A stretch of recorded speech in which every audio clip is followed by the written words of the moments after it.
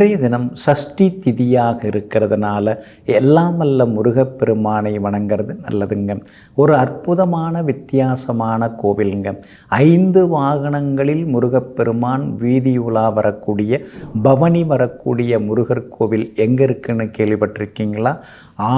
ஆட்டு வாகனத்திலையும் முருகப்பெருமான் விசேஷ நாட்களில் வலம் வருகிறார், உலா வருகிறார், பவனி வருகிறார்.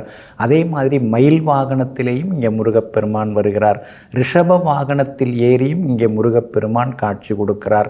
அதுக்கு அடுத்ததாக ஐராவதம் என்ற வெள்ளை யானையிலையும் இங்கே முருகப்பெருமான் அமர்ந்து வீதி உலா வருகிறார். 5வதாக இடும்பன் வாகனத்திலேயும் ஏறி வருகிறார். இப்படி 5 வாகனங்களில் முருகப்பெருமான் ஏறி வரக்கூடிய, உலா வரக்கூடிய, பவனி வரக்கூடிய திருக்கோவில் இந்த திருக்கோவிலாகும்.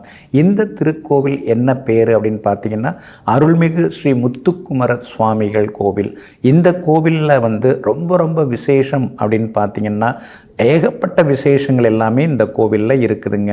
இங்கே முருகப்பெருமான் 6 முகங்களுடன் இந்திரமயில் மீது அமர்ந்த கோலத்திலே இங்கே காட்சி கொடுக்கிறார். இந்திரமயில், தேவேந்திரனுடைய இந்திரமயில் மீது அமர்ந்து காட்சி கொடுக்கிறார். இங்கே சிவாலயமும் இருக்குது, அம்பாளுடைய அனுகிரகமும் இங்கே இருக்குதுங்க. இங்கே சிவபெருமான் முருகருக்கு வலப்புறம் ஸ்ரீ விஸ்வநாத சுவாமிகளாக இங்கே சிவபெருமான் காட்சி கொடுத்துருக்கார். அதே மாதிரி அவங்களுக்கு அருகில் தெற்கு பக்கம் ஸ்ரீ விஷாலாட்சி அம்பாளும் இங்கே காட்சி கொடுக்குறாங்க. இங்கே இருக்கக்கூடிய சிவபெருமான் ரொம்ப சக்தி வாய்ந்தவர். ஏன்னா தேவேந்திரன் தன்னுடைய சாபங்களை எல்லாம் போக்கிக் கொள்வதற்காக இந்திரலிங்கத்தை இங்கே பிடித்து வைத்து இங்கே வணங்கி அதுக்கு அடுத்து வாழ்க்கையில் எல்லா நன்மைகளையும் பெறுகிறார். அதனால தான் பார்த்தீங்கன்னா கார்த்திகை மாதத்தில் முதல் ஞாயிற்றுக்கிழமை பார்த்தீங்கன்னா 108 சங்காபிஷேகம் இன்றைய தினத்திலும் வருடம் நடந்து கொண்டிருக்கிறது. அத்தனை சிறப்பு வாய்ந்த சிவாலயமும் இங்கேயே இருக்கிறதுங்க.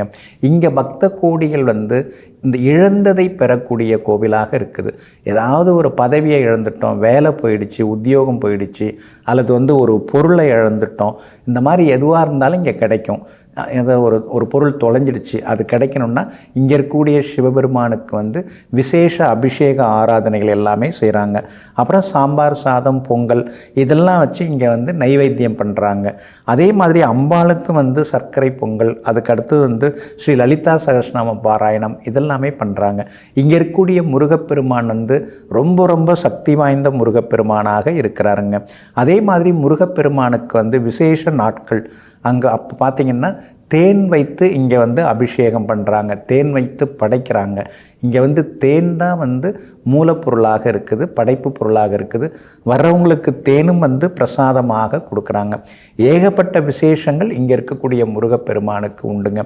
அதே மாதிரி நமுசி என்ற அரக்கனை இந்திரன் அழிக்கிறார். அதாவது கடல் நுரையை எரிந்து அழிக்கிறார்.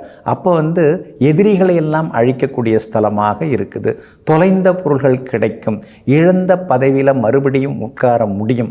இப்படி ஏகப்பட்ட விசேஷங்கள் கொண்ட திருக்கோவிலாக இந்த கோவில் இருக்குதுங்க.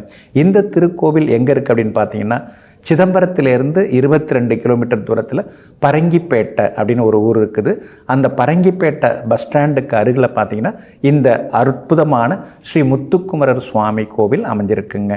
சஷ்டி திதியாகிய இன்றைய தினத்திலே எல்லாம் வல்ல முருகப்பெருமானை வணங்குவோம், எல்லா நன்மைகளையும் பெறுவோம்.